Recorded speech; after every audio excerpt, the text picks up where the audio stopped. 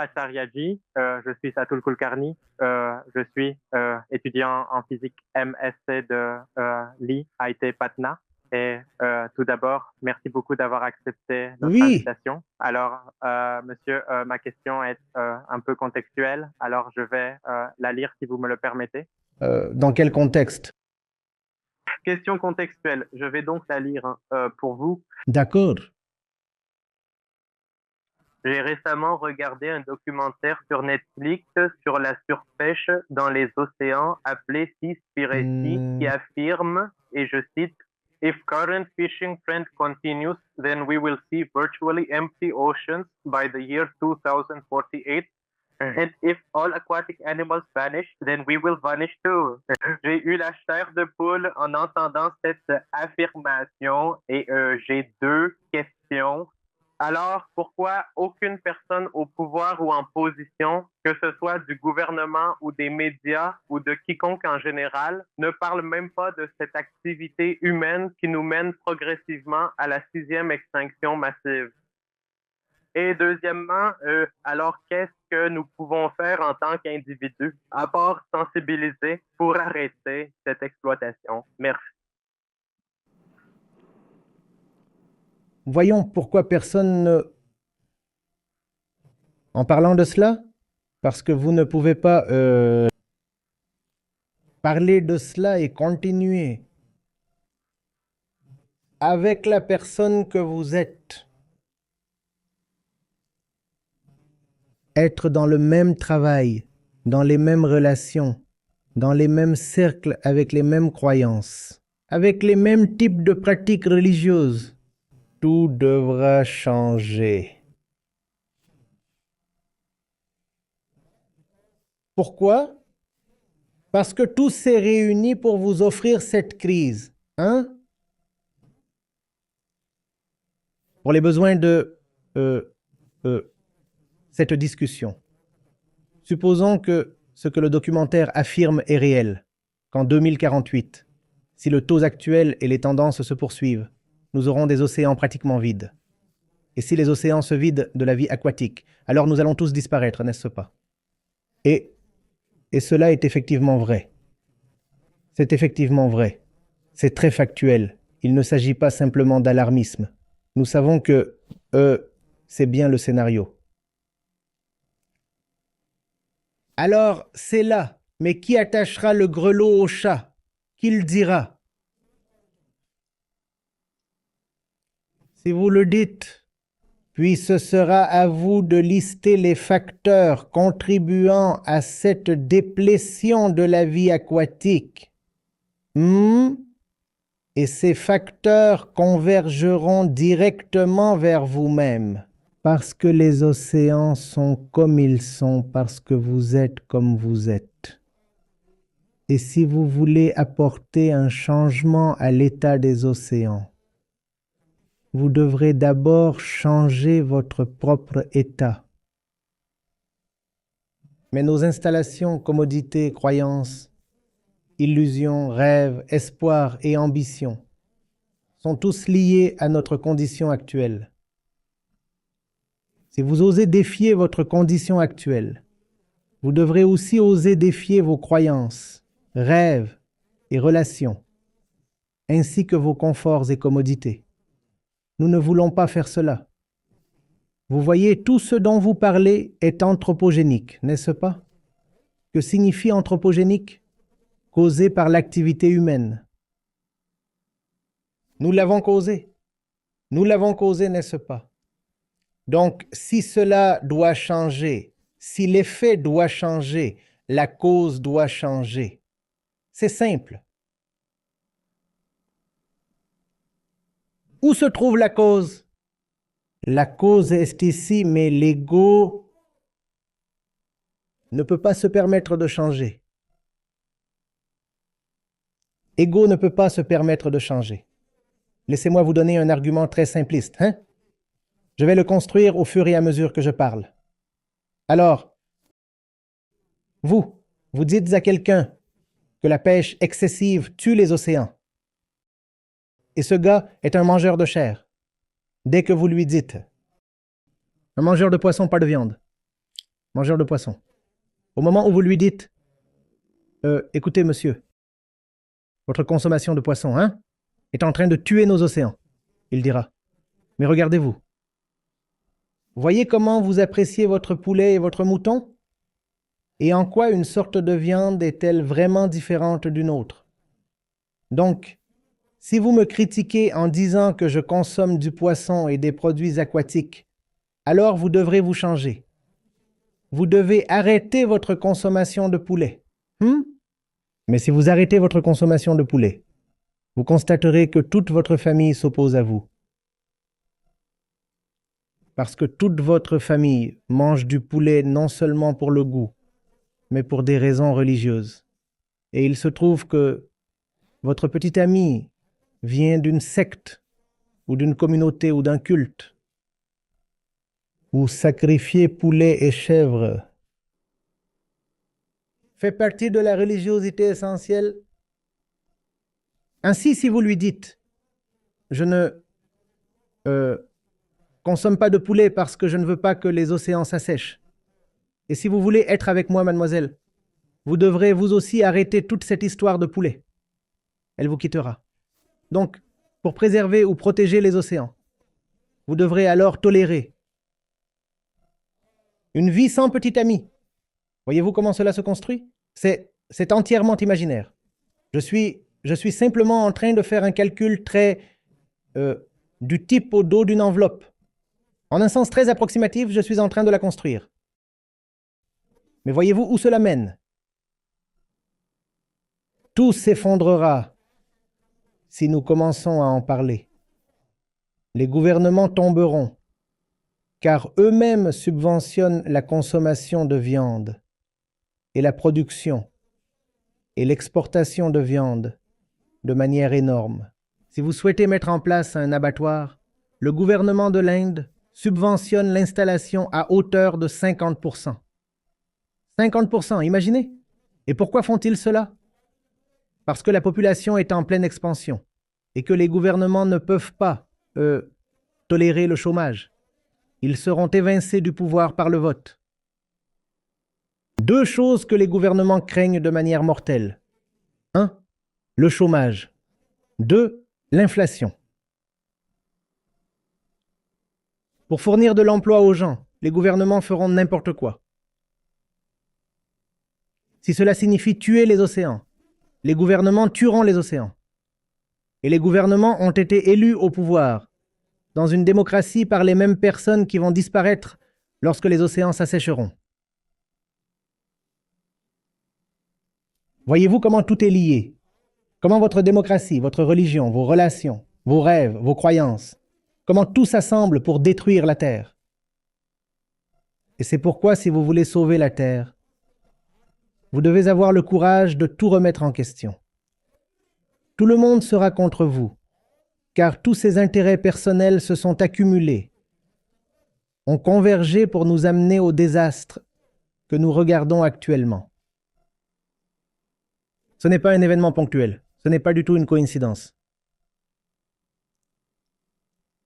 C'est une manifestation de tout ce qui ne va pas en nous et de tout ce qui apparaît dans tout ce que nous faisons, que nous pensons, auxquels nous sommes liés.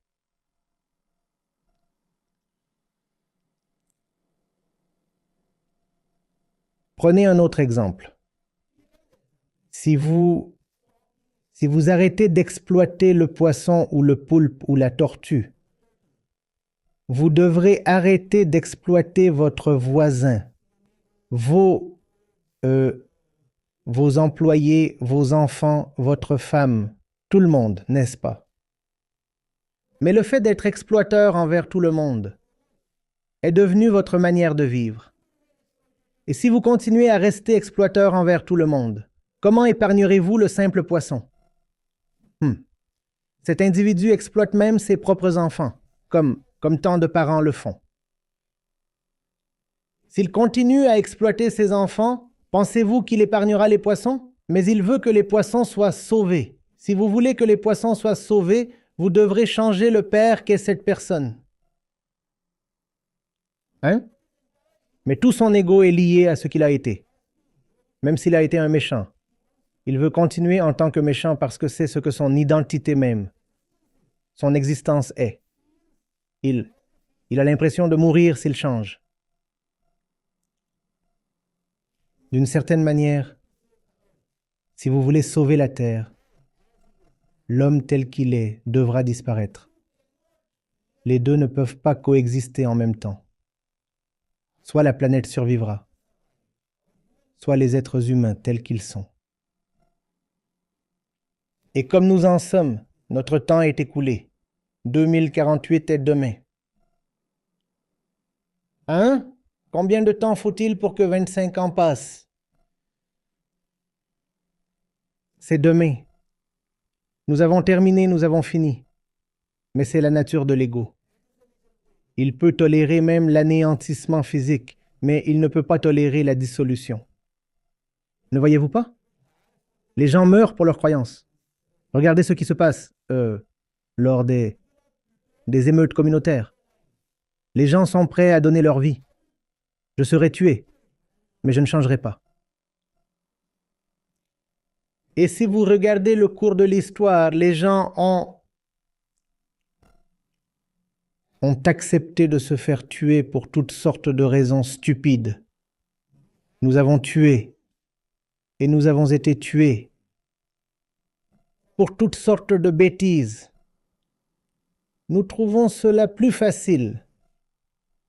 Nous trouvons l'annihilation physique plus acceptable que intérieurement. Nous pensons parfois que une personne n'aime rien plus que sa propre vie, vous savez.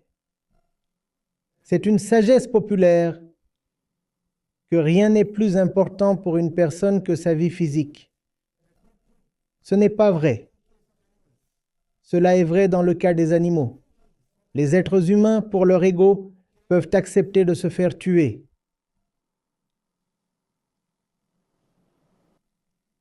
Pour les êtres humains, l'ego est plus grand que la vie elle-même.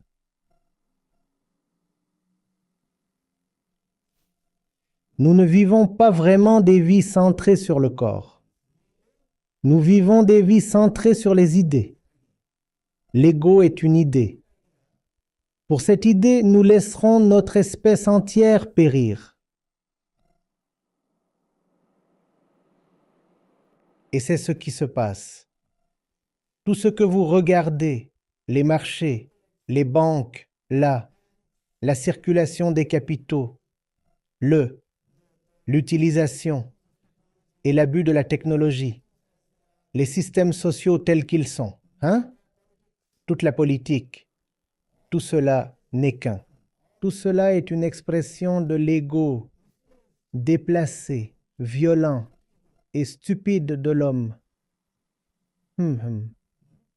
Je ne sais pas quel genre de miracle nous avons besoin pour apporter un peu de lumière à cet ego. Nous essayons. Mais le truc entier semble presque impossible.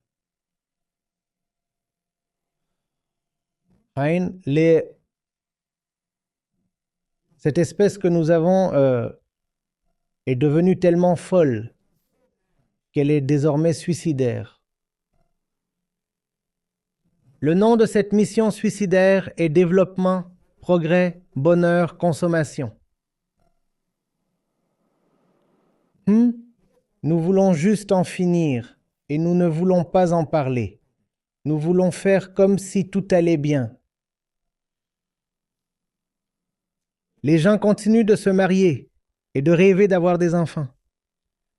Et je me demande, non, je ne me demande pas juste. Je suis abasourdi. Nous allons vers une fin catastrophique. Et vous pensez à avoir des enfants. Pensez-vous vraiment que des enfants vont vivre dans ce monde?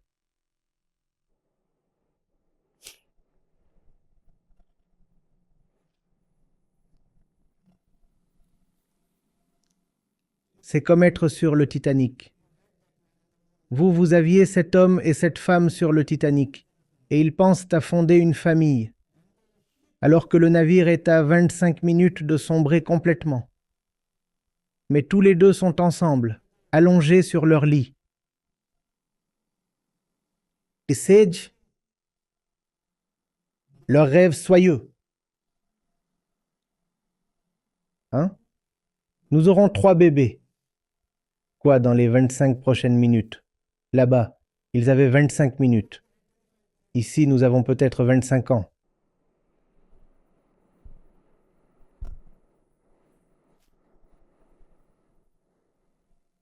Nous ne voulons pas accepter l'évidence.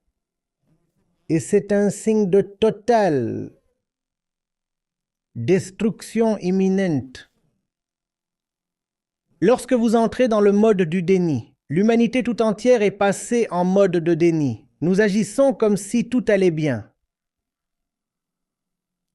Regardez vos sommets et déclarations et conférences et accords concernant la vie aquatique ou le changement climatique ou l'environnement.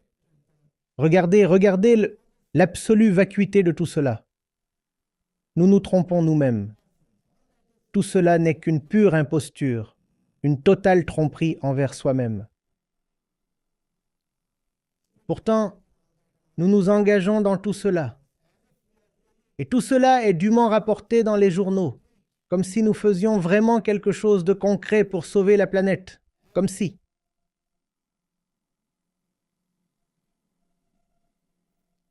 Ouais, Prasad m'a apporté ça. Et il y a une photo très effrayante ici. Vraiment effrayante. Et j'espère que ce lien sera partagé avec le public que nous avons aujourd'hui. Et il y a cet endroit, je suppose. Meninde est le nom en Australie. Des millions de poissons morts s'échouent près d'une ville australienne. Et une telle frayeur. Voyez-vous? Voyez-vous toute cette zone blanche ici? Là.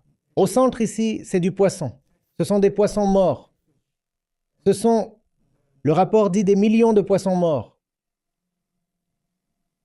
Hein? Je n'ai pas lu le rapport, mais Il y a 2 jours, je pense que c'est... J'en ai vu tellement de similaires. Ça va être plein de détails très sanglants, très horribles.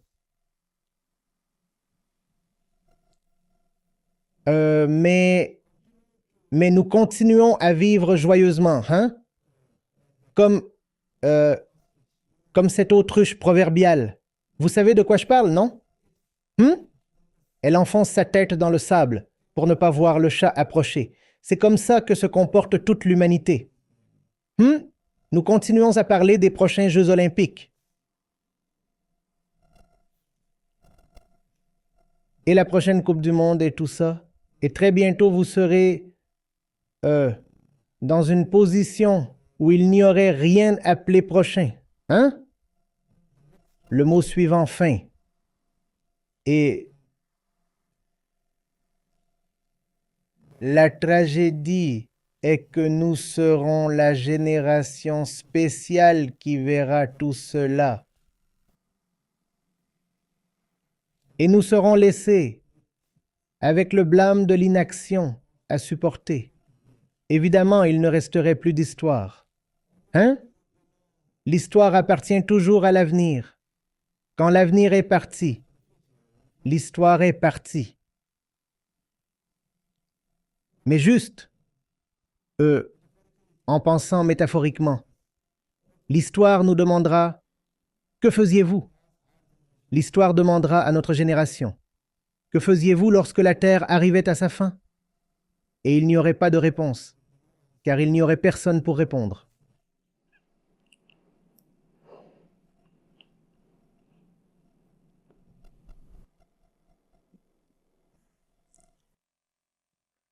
Monsieur, vous avez dit pour changer la situation de notre... nous, en tant qu'humains, devons changer. Maintenant, monsieur, se changer soi-même est une tâche si grande et prend du temps et c'est vraiment difficile. Maintenant, quand nous pensons à changer nous-mêmes et ensuite essayer de sensibiliser les autres, c'est un processus qui prend du temps et qui ne garantit rien. Alors, comment genre, dans quelques décennies, nous allons tous mourir. Donc, je ne vois aucun espoir ou point d'espoir. Ouais. Je suis désolé, j'ai manqué votre nom. Atul. Atul. Atul, cela dépend de l'urgence que vous voyez et de l'intensité de votre amour. Disons que vous êtes dépendant de quelque chose. Hein? Mais s'il est nécessaire, pour sauver votre frère, votre mère, votre sœur, que vous renonciez à cette dépendance, vous le faites, n'est-ce pas? Oui, monsieur. Ainsi, cela dépend de la profondeur de votre amour, n'est-ce pas? Vous aimez regarder des films tard dans la nuit, dans votre propre cinéma personnel à domicile. Dans votre chambre chez vous, vous avez un grand écran et vous adorez regarder un film Netflix à partir de minuit, chaque nuit. Et vous découvrez que votre père est malade. Et il continuera à être malade. Quelque chose de chronique. Vous ne pouvez tout simplement pas le déranger son sommeil la nuit. Continueriez-vous quand même avec votre intérêt pour le cinéma? Non. Vous savez ce qui est plus important. Et par conséquent, vous savez ce qui peut être laissé de côté. En fait, d'une certaine manière, c'est une situation très opportune. L'amélioration de soi se produit parfois au mieux sous la pression de situations défavorables. Si cette adversité n'est pas là, peut-être que vous invoquerez une sorte de prétexte et reportez le changement. Mais parce que la pression est là et que la situation est urgente, vous savez que vous devez changer ou disparaître ou perdre quelque chose de très précieux. Et alors vous dites, il n'y a aucun moyen que je puisse continuer à faire ce que je fais, à être ce que je suis, à aimer ce que j'aime. Alors me voilà. Pour quelque chose de très important, je déclare que je change moi-même. Donc, vous dites que 25 ans est trop peu pour que les êtres humains se transforment. Je dis que cela dépend de la profondeur avec laquelle vous vous aimez vous-même et aimez cette existence, ainsi que la bénédiction que vous avez héritée sous la forme de cette planète. Et les millions d'espèces qui, eux, vivent avec vous sur cette planète, cela dépend de combien vous les aimez et les appréciez toutes. Et je préférerais que vous valorisiez tout cela. Et si vous appréciez tout cela, le changement peut se produire en un jour. Parce qu'aucun grand changement externe n'est nécessaire. Le changement dont nous avons besoin est interne. Notre obsession pour la consommation doit diminuer. Notre insistance obstinée à rester dans l'ignorance doit cesser. Après tout, les poissons ne sont pas envoyés au paradis. Les poissons atterrissent tous dans notre estomac. Ou à un autre endroit de notre maison, dans une ferme industrielle. Le produit final de toute la production industrielle, l'endroit où elle atterrit est la maison humaine. Vous voyez ça? Même s'il s'agit d'une transaction entre entreprises, il doit finalement y avoir un consommateur final, quel que soit le type d'entreprise. Alors, si le poisson disparaît de l'océan, il est en train d'atterrir.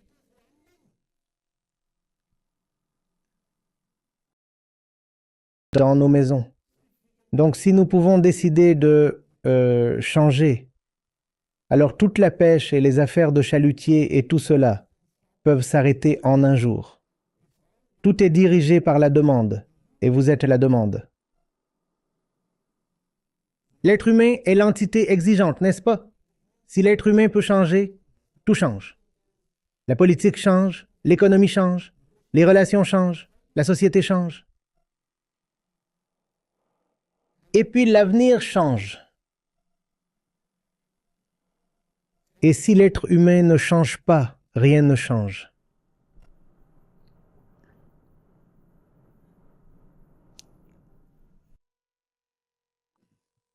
Merci, Acharya Ji.